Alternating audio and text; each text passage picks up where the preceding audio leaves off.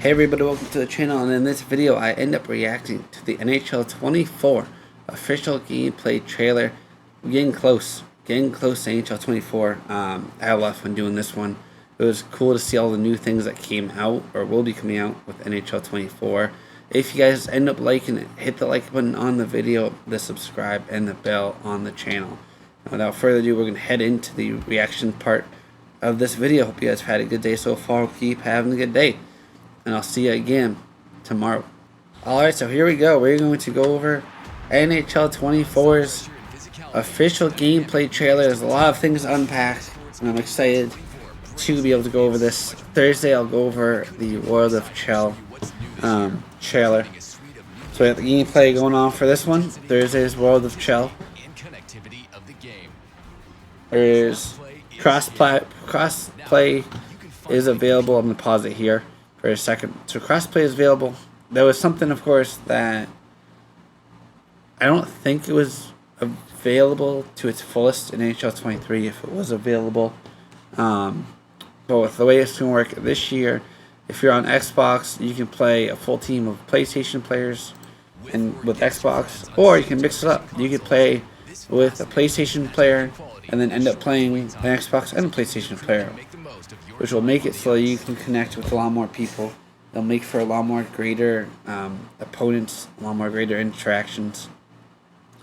So this should be something that gives the people that play more of a ability to get more games in. That was one issue, is that I felt like playing NHL 23, it limited who you could play, and some game modes that really limited who you could play. World of Chell was one thing that I felt like they could have had crossplay to shorten wait times, and this is one thing that they wanted to do it for, is to shorten wait times in things like World of Chell. The exhaust engine, this is a two-parter. This will make it so that momentum is a big thing in the offensive zone. This will kind of make it like real-life hockey. So it's made up of two things. It's going to quickly go over both. We're going to slow it down. So first thing, this is the sustained pressure system. I'm going to wait for a second to pause it. So this is, this is one of the two parts, is the pressure system. So if you're in the offensive zone, you'll see this, and you guys can probably see my cursor.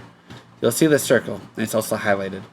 Anytime you take a shot, a pass, hit the person, and get the puck back, this will go up, and then at one point, it'll become full, and you'll have full pressure, as you guys just saw there. So it's a great shot. You got however many parts of the bar filled up. And then over time, as you guys have in the offensive zone, it will go to a full pressure, which this slows down the defense. So just like in real hockey, sometimes you have a shift. It goes 30 seconds, a minute, minute and a half, 2 minutes. The Stanley Cup Final this past year was a great example of that, where the Golden Knights, probably 4 or 5 times, it felt like to me, they had the puck in the Panthers zone for almost like a minute and a half, 2 minutes, almost 3 minutes at one point.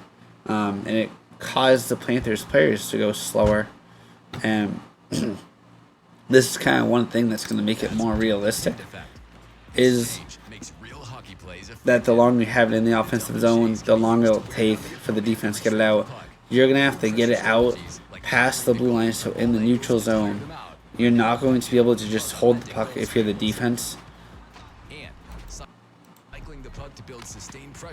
So I'll pause for a sec. So you're not going to be able to get the puck out just by holding it, or cancel this out by holding it. You need to get the puck out of the defensive zone, into the neutral zone.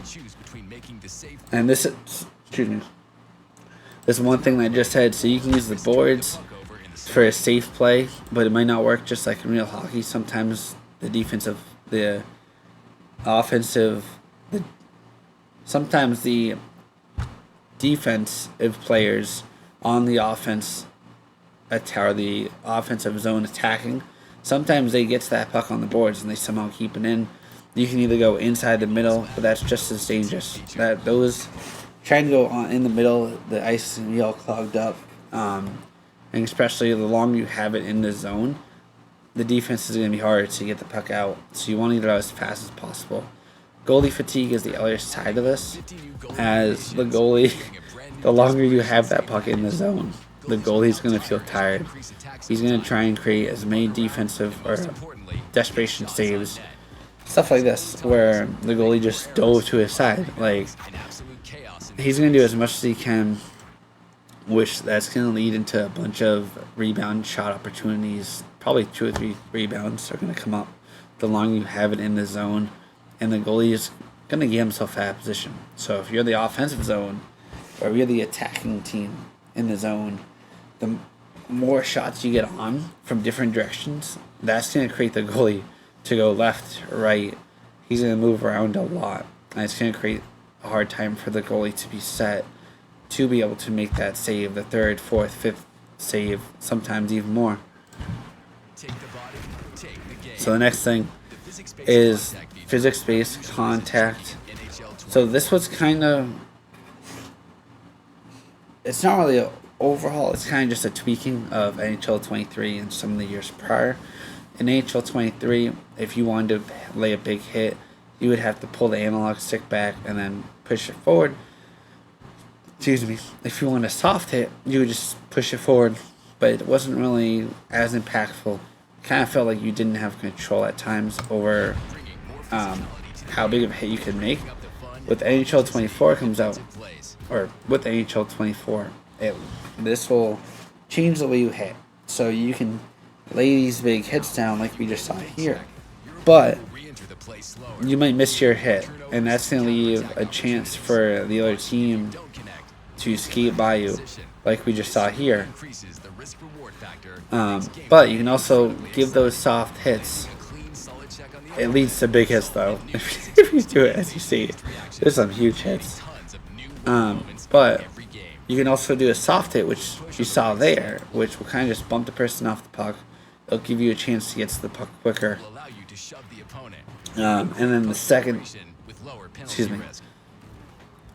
phase of this, which will make it so that, like you saw there, if you're the one skating up ice and the person's about to hit you, this is something that's a new mechanic overall, besides just the deking side of it, is you can actually drop the puck for a second and hit the person back. So instead of you just skating out and getting hit, you can release the puck, do a hit, counter hit the person coming toward you with a hit of your own, knock him down, and then continue with the puck up the ice.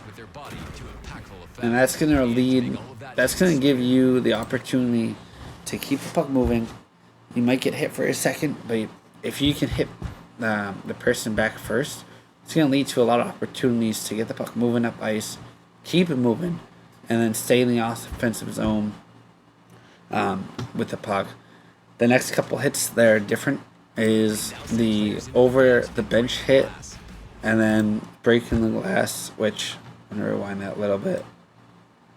I think maybe I'll rewind it perfectly.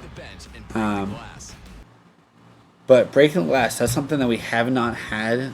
I believe with shots you might have been able to break glass in the past, but with hits itself, this is something new that you have not been able to do.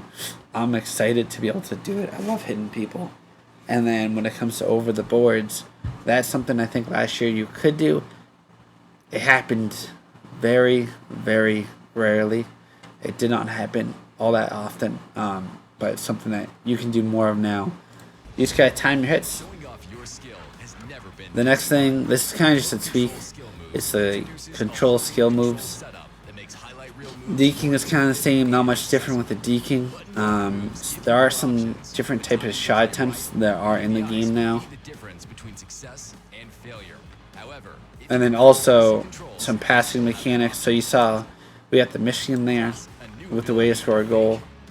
You can fake a pass or fake a shot, which will lead to an opportunity for your teammates to get open, possibly get a pass and pass it to a shot opportunity. So that should lead to some great opportunities, hopefully. The next thing, though, which this is one thing I'm excited for, is vision passing. So there's two parts to this. This is the first part. So instead of you holding down RT to pass and then pushing the analog stick in a certain direction based off where you want to pass to. Now, and this is of course an Xbox setup, now you can actually pass it to a specific person. So normally it would take some time to get a pass. So you'd pass it, maybe go to Y in the moment, but if it's NHL23, you have to hold the analog stick up and then hold it back down or hold it to the right to get the pass over. This way, if I want to pass it to Y, I can pass it to Y real quick and then get it over to X and hopefully get a backdoor pass. Or I can pass it to A and then if Y ends up going in this middle area, go from A to Y and then maybe even go to X there, and that opens up a chance. So there's a lot of different opportunities now that you'll get where you'll be able to get the passes more crisp. They'll be able to get them along a lot more easier and stuff like that. And also just passes like this, things that you were not really able to do in NHL 23 with the way that the passes were and the mechanic of how to pass. With this whole new mechanic, you can do silky smooth passes like this, where the goalie's moving from, on camera wise, the goalie is moving left to right, following the puck controller, going behind the net, and then you can do that sweet pass behind the goalie's back that will lead to a nice opportunity over the goalie's shoulder. And that's something that will be really cool to use. It also will lead to some breakout opportunities. You can specifically make nicer passes in the moment, which were a little harder to make with NHL 23. But yeah, be careful. They can get picked sometimes. And then one touch passing. This is a little tweak, so it pretty much just means that if you are skating up ice, when you pass it, you can hit RT again. Xbox wise at least, hit RT again whilst in the middle of going to your next player and then pass it across. So instead of waiting for the puck pretty much to get to that player and then passing it a second time across the ice, you can just pass it one time, hit the button, and the moment that player touches the puck, he's going to pass it.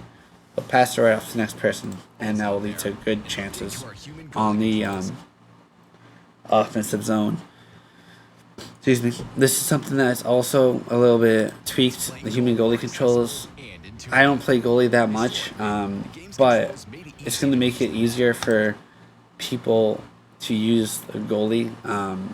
And like you saw, with this is NHL 23's controls. Usually, if there's a pass from the right to left, you're going to get out of position because you're going to have to move hard from right to left. So that right side is going to be open, and it'll lead to opportunities. Usually for the user players is that they'll know how a goalie is going to move, even if it's a user goalie. And the moment you go right to left or left to right, that opposite side is going to be open because you're going to be out of position just like this. And just like that, where you do a little bit of a move, and the way it is, it just moves you out of position. It makes it easier for players to score on you. But now they have a new system, which it pretty much allows you to go out and then come back to a specific spot. I don't know how it will fully work. I'll have to wait until the actual game comes out to test this out. But that will be something that's a little new, a little updated version. Hopefully it'll give user goalies, the ability to gain back an advantage that they kind of lost with how the mechanics kind of were evolving within recent years. This allows you to guess the location of the shot. This is something also for goalies, an instinct system.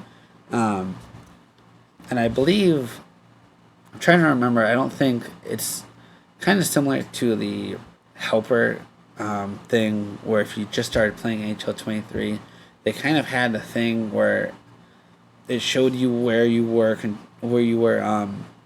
blocking off the net, so you'd see like stuff behind you if you're the goalie, or if you're the shooter, you would see where the puck might go depending on where you're at in the moment.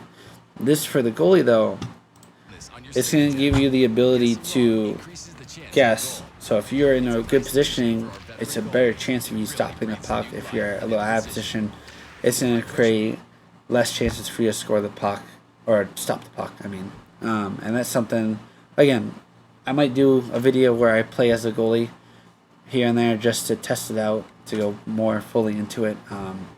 But this is something that we'll definitely have to wait to see how it'll end up working out when the game does come out, as more people start to use NHL24 goalies. The goalies. But that's pretty much it. That's NHL24. There's a lot. There's a lot of cool things that are going to end up be happening. I'm really excited to be able to get into it again. Thursday, I'll go over NHL's World of Chell trailer. But with that, that's pretty much it.